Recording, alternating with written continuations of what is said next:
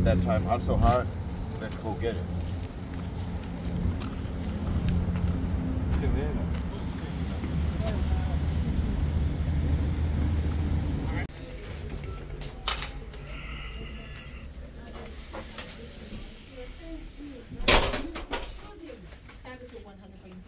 It's your boy, George Billionaire, and you're listening to Capitalk 100.4 FM, Harare's Heartbeat.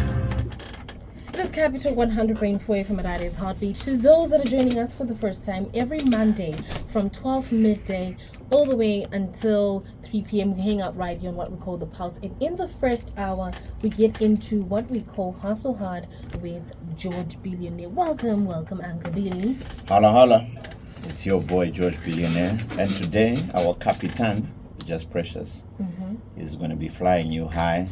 We've already started the Monday on such an amazing note. And one thing I love about this amazing program, I always say Monday is a lovely day to re-coordinate your life so that you know exactly what you're supposed to do. And no better way than to tune into this amazing program where we set out to transform people's mindsets, to provoke, inspire, and equip. Because if you are not transformed in your mindset, you will still operate with the same mindset you've had all these years. And you will be surprised why your life is just going around in circles, because you're not updating your mental software. So everybody who's just logged in, tuned in, watching us live, the thing I always emphasize here is that hearing is the simplest thing to do. But the most practical thing that will lead to results is taking action. And I've said so many times, so many of us get so many seeds, so many nuggets, so many things that we say, wow, George, that's really inspirational. But it's just not about getting inspiration. It's about actually putting to practice what we hear and then making those things actually come alive and change our lives, change our mindsets from just relying on one stream of income, and at mostly change the person that we are. One thing I've emphasized on this show is we're going to come a time very soon in years to come where things are changing in the whole wide world. And we're seeing a lot of people sitting at home with graduation certificates, master's degrees, but they're not doing anything tangible with the education that they had. But one thing that people can do outside what they studied is to try and see the many problems that are there in the world and actually provide solutions for them. And when you provide a solution for the problem wherever you're watching us or hearing us from in the world, you create a stream of income, because people who are going to make it in life are people who are solving other people's problems. It's about to go to lunchtime right now. There's somebody who's solving your problem because you're hungry. There's somebody who wants to get their hair done, their nails done. Somebody wants, there's so many things that are out there. But when you zoom in and focus on providing a solution to a problem, money will begin to come to you. But if you don't do that, you're going to be stuck in the rat race, and you're always going to rely on your 8 to 5, which I can tell you very soon, things are going to change. And there's a lot of AI automation that's coming in very quickly, that's already taking so many people's jobs away from them. So if you don't transform your mindset to begin to say, what can I do to change my life? You're going to be caught up with this. And this is why we're here, so that we change your mindset as we go along. All right, so for the past 2 weeks, we've been doing something very interesting where the listeners take over Hustle Hard, and they've been sending in their questions, telling us about their entrepreneurship journey. Some are even, thanking George for Hustle Hard. And if you're one of them, you can also send them through on the WhatsApp platform 0719100404. But you have to do it between now and 3 p.m. for us to see it and to use it next week. So there are two people actually that sent their questions towards the end of the show last Monday. The first one is a young farmer, and they're trying to expand smartly. And hi Precious, I'm into poultry farming, and I won't lie, I've seen growth after listening to George talk about reinvesting profits instead of spending. But my question is, and okay, I really want to laugh about this. I still remember one of the first things you mentioned was some people, when they start a business, the first thing they think about is, I'm going to drive a nice Mercedes Benz. But you can start small until you get everything put together. Yeah. But my question is, when is the right time to expand? Do I increase production first or secure bigger contracts before scaling? Yeah, so, big shout out to them for actually starting and taking heed of delaying personal self-gratification. And I really just want to emphasize on this, especially to startups when they start a business.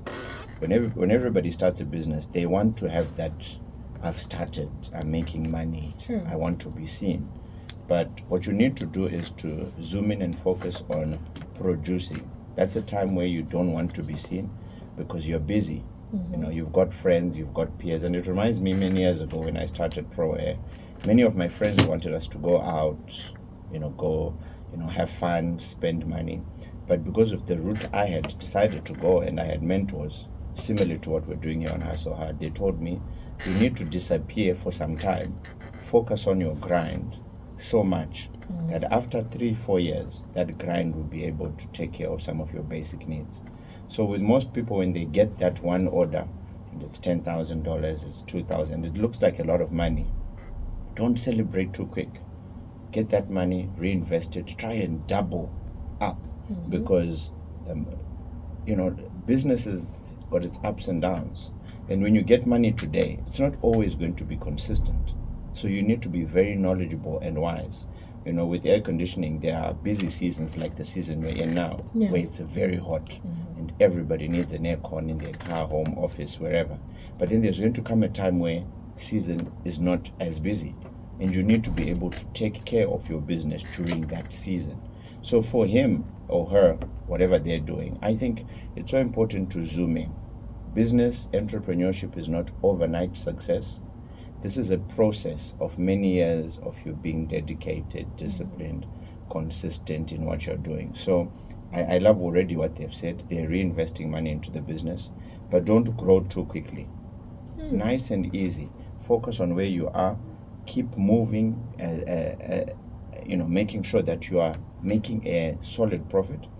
As you start up, I always tell people, don't aim for massive profits. Aim to make your name become known so people see the value that you are giving them.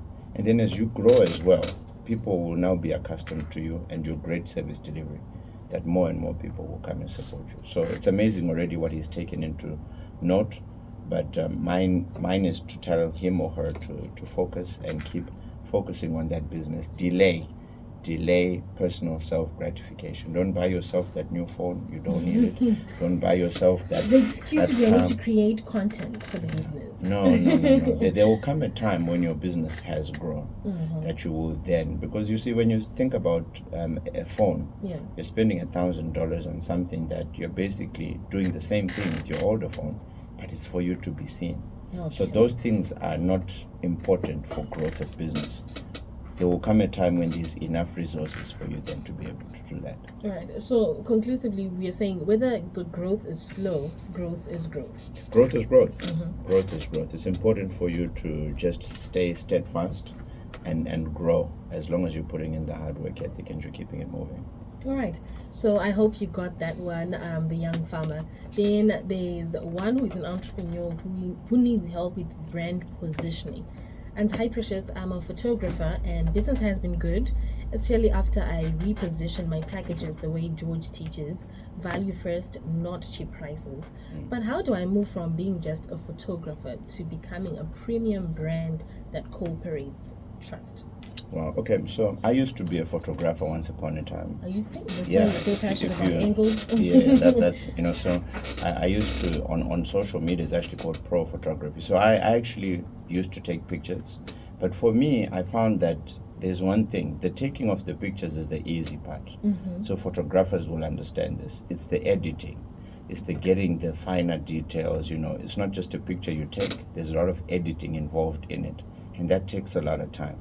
And for you to get big gigs, this is why you find photographers charge $500 an hour, $1,000, because they're seasoned, and they only give you, by the way, 20 copies of the 100 pictures they took. You know, it sounds a bit ridiculous, but then that's the amount of time they've put in investing into their craft. And most of the photographers that I know in the country or wherever they are, they began somewhere. Now, I say this to so many people. For you to be internationally known, for you to become a household name, you must have done a good job for someone at one point in time, and that person then sneezed on behalf of you to somebody else. And this is where people get it wrong. You want to charge what others are charging before you've put in the hard work initially. And for me, one of my strategies, I used to go to events and take pictures and just send them to these high profile people, and send them and say, hey, if you have any other function, please let me know. I can come through and I can be able to do something for you like that.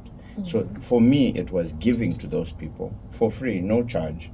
But in return, I ended up then doing the corporate functions because I gave. So this is a strategy. There's nobody who doesn't like anything for free, but you also need to know who you're doing it for, because there are people who speak. I remember Dr. Philip Chiangwa, Chomi Makina, all these big high profile people. I'll take pictures of them with my professional camera back then, and I would send them. And then when they had corporate functions at their workplace, they would say, no, I've got a young man called George. And you know, back then it was $300-$400 for the whole thing. But it made me get along. And had I pursued that, probably I'd be somewhere now. But for me, it was the time consumption of editing pictures and, you know, packaging them up, which I then decided to let go. So for me, the best advice I can tell this individual is that find a niche market. Because in business, niche is the most important thing. Who are you serving? Are you doing the high profile celebrities, or are you doing the low end weddings and this, which, you know, the usual charge is $200, $250? And worse off now with the modern day era, with our cell phones taking great pictures, you have to have a unique selling prep and be very creative. So I think in that market, you know, very soon cameras are going to be a thing of the past. With these phones, which are now doing amazing things. They are lighter. You know, you don't have to carry a big camcorder around. But now it's the creativity in packaging, you know, the event and the pictures to make it look good. Interesting. All right. So getting into today's conversation, it's busy doesn't mean profitable. So I did some research on what exactly this statement means. And being busy obviously means you're always responding to WhatsApp messages, always delivering, always restocking, always posting, but tired. Yeah. In being profitable, your income is higher than your expenses. You have consistent surplus, you can pay yourself, you can reinvest, you're not stressed month end. So then I got to the Zimbabwe reality of everything. And I found out that there's an example, a case study of a boutique owner. She sells out every month, but she buys stock in USD at a high rate, it's a markup, and spends profits on transport, bundles, lunch, and small expenses. At the end of the month, she has no savings, no growth, just survival. She's busy, but not profitable. And that's when I got to the conclusion that there is a difference between showing that sold out, but you're not making any money. Or maybe you are making money, but you do not know how to put it all together. Yeah, so that's a term in business that they call financial intelligence. Now, this term is often misunderstood by people, because financial intelligence is the ability to be able to tell whether you've made some money or not. Because you need to be able to manage what you have. Failure to manage what you have, you're not living in a positive direction, because you don't know what you started with. You don't know what you ended with. You don't know what profit or loss is. But breaking even for me is not the intent of any business. So people who are out there, you get tomatoes for $1, you sell them for $1.50. You've made what is called a 50% profit, less your expenses, and then you remain with what is left as your net profit. So any business must always operate in profit. If you're operating your business in lack, there's something wrong with your finances or your pricing wrong. Worse more when you actually have overhead expenses, people to pay, and all of that stuff. So my advice to people is that, and I was taught this many years back, there's a thing called a book, a journal. When you run a business, there's no money that goes without being accounted for. So it seems very long and boring, but if you can't manage your money, you're going to mismanage your resources. Because you'll think I made a profit of $100, and then you fail to account for your lunch. You're going to buy an expensive lunch. You're going to have all these other bills, and then at the end of it, you look like you haven't made much. So when you start, be very disciplined in writing things down. They call it an invoice. There's an expenses book. You just don't make, sales verbally. You've got an invoice book. You've got a stock book. You know how much stock you have at any time. Because if I ask you, patients, what stock do you have? How many caps do you have? How many t-shirts? How many mugs do you have? If you don't know that, you're very much going to become very broke very soon. Because by the time, and this is why most people, when they start their businesses, they suffer from pilferage, people stealing, because they're not really hands-on. And they fail to understand, but I thought I brought in 100 mugs and 100 caps, but now I'm only left with 20, but I think we sold 25. So lack of that financial intelligence, which is basically mismanagement of your resources, and what you have as you start, will cause your business to break down. So you may look busy, you may look the part, you may host all these sales, but if you fail to account for anything that you do, in stock coming in, out sales you've made, expenses, then definitely you're not operating a business. And this is how Anam Seangwa business used to operate. They would just get things, sell, there's no accountability of it. At the end of the day, they say, I've made $1,000. But when you then go back and restock, you'll find out there's not much left, and yet you thought you had $1,000. So financial intelligence is an amazing word that people don't like to deal with because it deals with discipline. It deals with putting everything down on paper. This is why when you go to the bank, a bank statement shows you everything. You bought this at this and this place, your bank charges are X amount. It's very specific to the dollar. And if you begin to treat money like that, I'm telling you, your life will begin to improve. You'll begin to say, this is not a need. This is not something that I need right now, but I need to just focus on growing the business. So most entrepreneurs don't like that discipline, which is why most businesses don't last 2 to 5 years, because they lack financial discipline. Because most people think they can do it all. But this is why in any organization we have accountants, we have people who come in and help us to manage our resources. But if you can't manage yourself as you started, it's going to be very difficult for you to manage your business as it grows. All right. So from the realization that I've had, so many people love to say sold out, but they do not understand that increasing prices doesn't mean losing customers. How does one understand that? Or how does that balance with whatever pricing you have for your brand or whatever company you have? There's always I love this example of different brands. There's certain watch brands that don't advertise at all, but you see people wearing them, right? Yeah. Because they have what is called a niche market. There's a niche for every single thing, right? The other day I saw a loaf of bread going for $3.50. This was a whole wheat specific type of bread, and it was up there in the up marketplaces, and there were just 2 left. So there's a specific niche for every product, and there's specific people who will actually spend $3.50 to buy that whole wheat, highly fibrous, nutritional loaf of bread. But then the other side of town, they're complaining for bread which is $1 or $1.20. So with whatever product and service you have, remember there's a specific niche. We always talk about the example of water being sold in a supermarket, at a hotel, in an aeroplane. The same product, but it's just different location. So with whatever business you are in, don't be unapologetic about the niche that you're serving. I mean, it's so important, of course, to remain in existence in business, but it's the value that you are giving people that makes them consistently come and buy your product. So it's not about changing your price, because if you're very price sensitive, and this is what most people do, you then will compete against others and you will run out of a margin which you call your profit, and then ultimately you're not making a profit.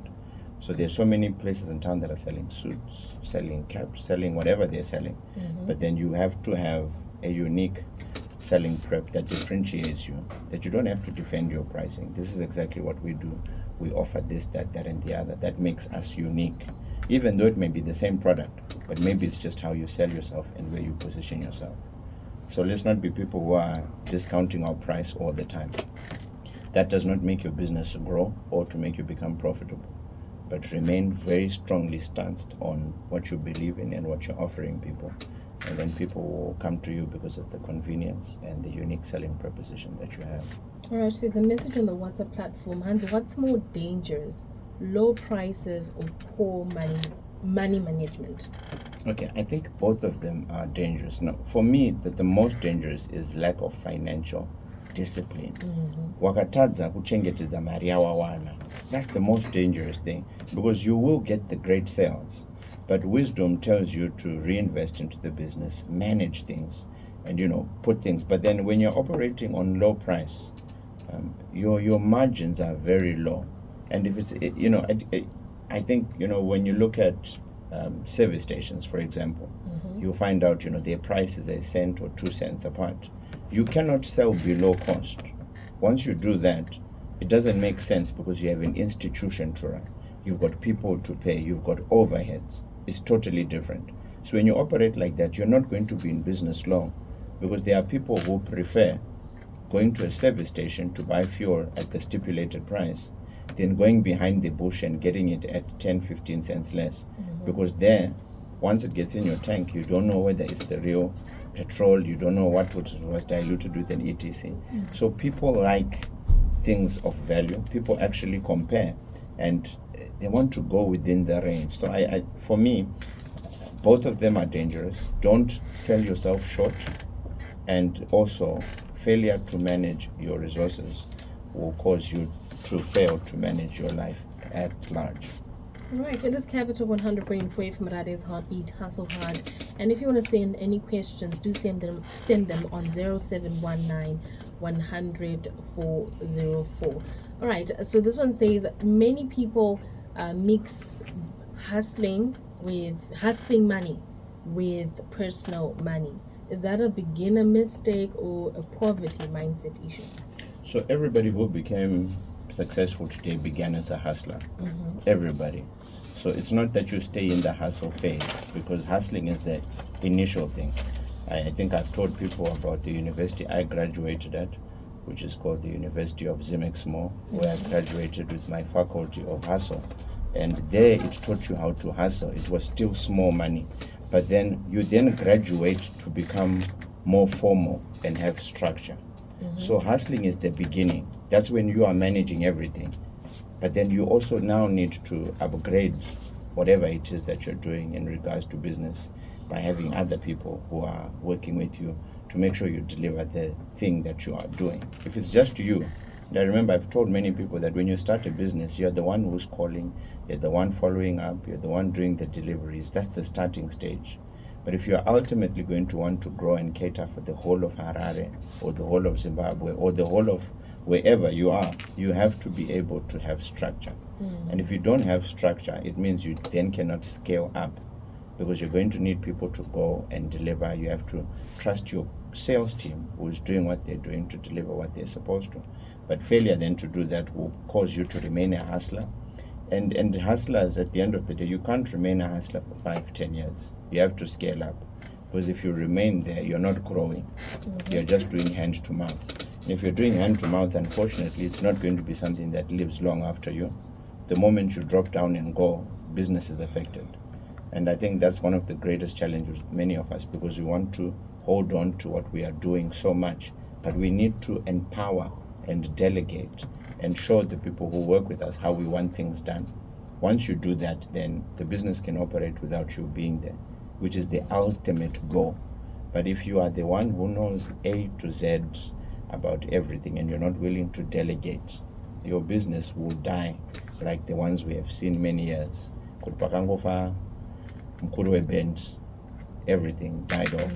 And unfortunately, that's not a business that lives long after you. All right. It is Capital 100.4 from Harare's Heartbeat. Thank you so much for today's conversation. To those that want to get in touch or that want personal Right, question. so today is the 23rd of February. Today is my father, Nicodemus Munengwa's birthday. Oh, He is now nice. 86 years old. Salute to my dad. I love him much. And, you know, if it wasn't for him, coming on radio was what I used to see him do when I was young. That's And it's nice. amazing to now see that I'm following in the line that he is doing as well. So happy birthday, Dad. Love you lots. My number is 0712 840 840 and George Billionaire on all social media platforms. People can get in touch with us there and we can let them know about GB mentorship and all the other things we do. All right. Do stick around for the news. It's 1 o'clock.